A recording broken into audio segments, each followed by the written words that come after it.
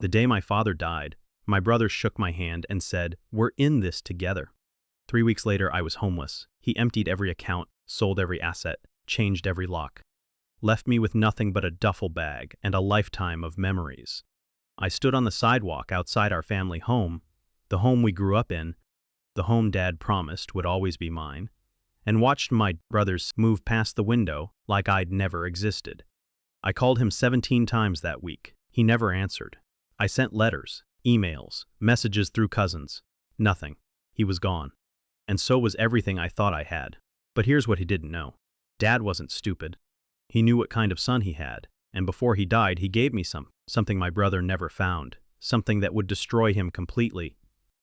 My name is Sarah, and this is the story of how I took back everything my brother stole, and more. Growing up, I knew my brother Michael was the favorite. It wasn't subtle. Dad loved us both. I believe that. But Michael was the firstborn, the son, the one who would carry on the family name. I was just the girl, the one who'd get married someday and take someone else's name. That's what Dad's generation believed anyway. He never said it out loud. He didn't have to, but Dad also saw things.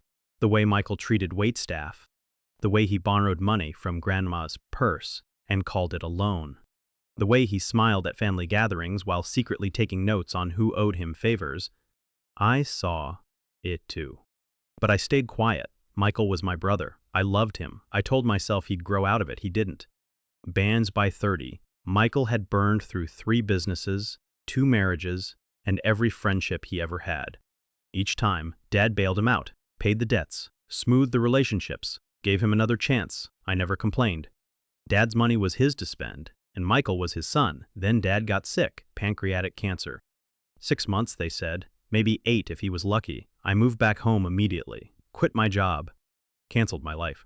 I slept in my childhood bedroom and spent every day at the hospital, holding Dad's hand, reading him old books, making sure he wasn't alone. Michael visited twice in 6 months, both times for less than an hour.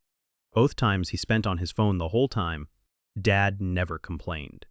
But I saw his face when Michael left, the disappointment, the acceptance, the quiet grief of a parent who knows their child isn't who they hoped. And one night, about a month before the end, Dad woke up in the middle of the night. I was dozing in the chair beside him. He squeezed my hand.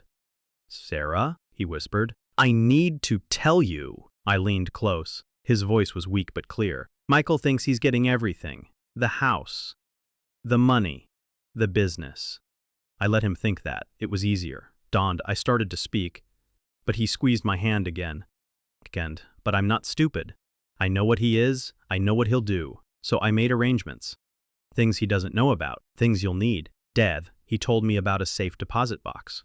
A key hidden in his study. Papers he'd signed years ago, kept secret, waiting for the right moment. "Don't use it unless you have to," he said. "But if he hurts you, if he takes what's yours, don't let him get away with it," I cried. Held his hand. Told him I loved him. Then he died 3 weeks later, peacefully, holding my hand. Lands at the funeral, Michael shook my hand and said, We're in this together." I believed him. I wanted to believe him. I was wrong. The reading of the will happened 2 days after the funeral. Small room. Lawyer's office. Just me, Michael, and Mr. Patterson, who'd handled Dad's affairs for 40 years. Mr. Patterson read the will. It was simple. Everything to Michael. The house, the accounts, the business, everything. I sat there stunned. Dad had promised me the house, the family home. He'd said it 100 times. "This will always be your home, Sarah, no matter what." The Michael didn't look surprised. He didn't look anything. Just sat there with a small smile, like he'd already known. Afterward, I asked Mr. Patterson if there was a mistake. He looked uncomfortable, glanced at Michael, shook his head. "Your father's instructions were clear, Miss Sarah." "I'm sorry." Michael offered me a ride home. I declined. Walked back to the house in a daze, trying to understand. And 3 weeks later, I understood. I came home from the grocery store to find the locks changed. My key didn't work. My phone rang. "Michael's number." "Sarah," he said. I need you to move your things out by Friday. I'm selling the house." I couldn't speak. Just stood there, groceries in my arms, staring at the door I'd walked through my entire life. "Michael." "What are you talking about?" "Dad promised." "Dad's dead. The house is mine. I'm selling it." "You need to leave." He hung up. I sat on the front steps and cried for an hour. A neighbor saw me, brought me water, asked if I was okay. I lied and said yes. Baines by Friday, I was in a motel, my things in storage, my savings almost gone, my brother's number blocked. I called Mr. Patterson again, begged him to look at the will again. He sighed. Miss Sarah, I understand this is difficult, but your father's wishes were clear. There's nothing I can do. I hung up, stared at the motel ceiling, and remembered Dad's study. That's where he said the key was hidden. But the study was in the house I couldn't enter. I waited 2 weeks. Let Michael think I'd given up. Let him focus on selling, on moving on forgetting I existed. Then I made my move. I knew the house better than anyone. Every creak, every shadow, every window that didn't quite lock. The basement window in the back, the one we used as kids, when we forgot our keys, still had the same faulty latch. One night I went back, parked 3 blocks away, walked through the backyard like a ghost. The window opened easily. I slipped inside. The house felt wrong, cold. Michael had already cleared out most of Dad's things, but the study, his private space, was still untouched. Michael never cared about Dad's books, his papers, his memories. Too boring, too much effort. I found the key exactly where Dad said, taped behind the bottom drawer of his old desk. Small, silver, unremarkable. Minda, the safe deposit box, was at a bank across town. I went the next morning, heart pounding, sure Michael would somehow know. The box contained papers, old papers, legal papers, and a letter in Dad's handwriting. Sarah, if you're reading this, Michael has done what I feared. He's taken everything and left you with nothing. I'm sorry I couldn't protect you while I was alive, but I can protect you now. The papers in this box are the real will. The one Michael doesn't know about. The one that leaves everything to you. The house, the money, the business. The will Mr. Patterson read was a decoy. Michael paid him to create it. I found out months ago. I couldn't stop it without a fight I didn't have energy for. So I planned. These papers are dated 5 years ago. They supersede anything dated later. By law, they are the true and final expression of my wishes. Michael stole from you. Now you know. What you do with that knowledge is your choice. I love you. I always have. You were my daughter, yes. But more than that, you were my friend, my comfort, my peace. Be happy, Sarah. That's all I ever wanted. I sat in that bank vault and cried until I couldn't breathe. Not because of the money. Because he'd thought of me. Because even in his last months, even while suffering, he'd tried to protect me. I dried my eyes, made copies of everything, put the originals back in the box, and started planning. But Dad's letter mentioned something else, something I hadn't expected. Michael has secrets, he wrote. Things he's hidden for years, things that would destroy him if they came out. I never used them because I hoped he'd change. He didn't. If you need them, look in the basement. Behind the wine rack. There's a false wall. I went back that same night. Same window, same shadows. The basement hadn't changed in 40 years. Same stone walls, same musty smell. Same wine rack Dad built when I was 10. I pulled it forward. It moved easier than it should have. Behind it was a small panel. I pushed. It opened. Inside was a box. Not a safe, just a box. Old. Dusty. Unlocked. Jammed. I opened it. Inside were papers, photographs, bank statements, recordings, years and years of evidence. Michael's whole life, documented in secrets, fake business deals, stolen client, money. A woman in another city, not a girlfriend, a whole other family. Children who didn't know he existed. Tax fraud, insurance fraud, lies he told to everyone, including Dad. Minda.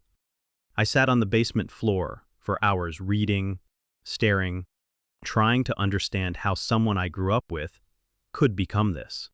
Dad knew, all those years Dad knew, and he never said anything. He just waited. Collected. Hoped Michael would stop. Bound. He never did. I closed the box, put everything back, went home to my motel and thought about what to do. I could destroy him right now. One phone call to the police, to the tax office, to the woman in that other city, and Michael's life would collapse. But was that what Dad wanted? Was that what I wanted? I thought about it for a week, and then I decided, okay. I called Michael. He answered, "Surprised, or Sarah? Where have you been? We need to talk." in person, at the house. I hung up. The next morning, I arrived early. Let myself in through the front door. Michael had changed the locks again, but I still had my ways. Sat in the living room and waited. He walked in as always. Stopped when he saw me. "How did you get in, Rember?" "Sit down, Michael Dodd." Something in my voice made him obey. He sat across from me, confused, defensive. "I know," I said. "Know what?" "Everything. The will, the money, the lies, Dad's real will, the box in the basement." Dindled. His face went white, then red, then white again. "You don't know anything." Dandled. I pulled out copies. Spread them on the coffee table. The real will, the bank statements, the photographs, the recordings. He stared. "Didn't move, didn't speak. I can destroy you," I said quietly. "You, one phone call, and everything you've built, everything you've stolen, disappears. The police, the tax office, that woman in Ohio, your children there, all of it gone, donned." He started shaking. Tears formed. "Sarah, please. I'll give you the money, the house, everything. Just don't. I don't want your money." He sat there for a long time, minutes, maybe hours. I didn't move, didn't speak, just waited. Finally, he took a breath. "Their dad always loved you more." I blinked. "You think I didn't notice?" "All those years he looked at you differently, prouder, softer. I was the son, the one who was supposed to carry on the name, and he still loved you more." "Daldril, that's not true." "Das Ender, it is true. I saw it every day, and it ate me alive. So when he got sick, I decided I'd take what I deserved, what should have been mine anyway." He wiped his eyes. "I paid Patterson to change the will, $50,000. He was retiring anyway, had nothing to lose. I emptied the accounts before you even knew what happened. Sold things Dad wanted you to have. Told myself it was justice, was it?" He shook his head. "You know. It was never justice. It was just pain. My pain turned outward, making you hurt because I hurt." "I'm sorry, Sarah. I know that doesn't fix anything, but I'm sorry. I've been sorry every day since Dad died. I just didn't know how to stop." I believed him. Not completely. "But enough. The box," I said. Dad knew everything. He'd been collecting evidence for years. He never used it because he hoped you'd change. He hoped until the very end." Michael's face crumpled. "Yeah, he knew? All that time, he knew what I was doing. And he still loved you." "Yes. Even knowing everything, he loved you." He stopped, confused. "I want something else, something much harder." "What?" I leaned forward. "I want you to admit it. To me, right now. Say what you did. Say why you did it. And then I want you to tell the truth to everyone. The family, the cousins, everyone who believes you're a good person. You don't have to tell the police. You don't have to go to jail. But you have to stop lying, Dad." He stared at me. You're crazy. Maybe. But I'm also the only thing standing between you and prison. This is your one chance, Michael. Take it or leave it." He sat there for a long time. Minutes, maybe hours. I didn't move, didn't speak. Just waited. Two broken people in the house we grew up in, surrounded by ghosts. Finally, I stood. Here's what's going to happen. You're going to transfer everything back. The house, the money, everything. You're going to tell the family the truth. Not the details, just that you made mistakes and you're trying to fix them. And then you're going to get help. Real help, therapy, counseling, whatever it takes. Don, he nodded. And then? Her. And then we'll see. Maybe, in time, we can be brother and sister again. Not today, not tomorrow. But maybe someday. Dawned. I walked to the door, stopped, turned. The box stays with me. If you ever do anything like this again, to me or anyone else, I won't hesitate. Understood? I left. Didn't look back. It's been 2 years now. Michael kept his word. Transferred everything back. Told the family, not everything, but enough. Lost some friends, gained some perspective, started therapy, stopped running. The house is mine now. I live there with my husband and our daughter. She sleeps in my old room, the one with the window overlooking the garden. Sometimes I sit in Dad's study and talk to him. Tell him about my day. Tell him Michael is doing better. He'd be proud. Not of Michael's mistakes, but of his effort, his willingness to change, his courage in admitting he was wrong. Michael comes for dinner every Sunday. Awkward at first.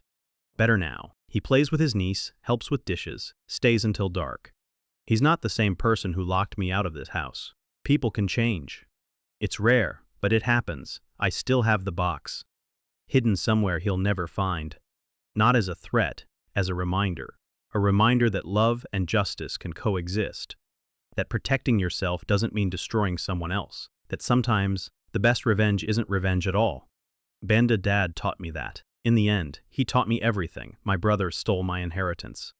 So I exposed his secret, but I didn't expose it to the world, I exposed it to him. And in doing so, I gave us both a second chance. And if you enjoyed this story, subscribe for more tales of family, forgiveness, and the power of truth. Click the bell for notifications. And remember, the people who hurt us are often hurting too. That doesn't excuse them, but sometimes it explains them.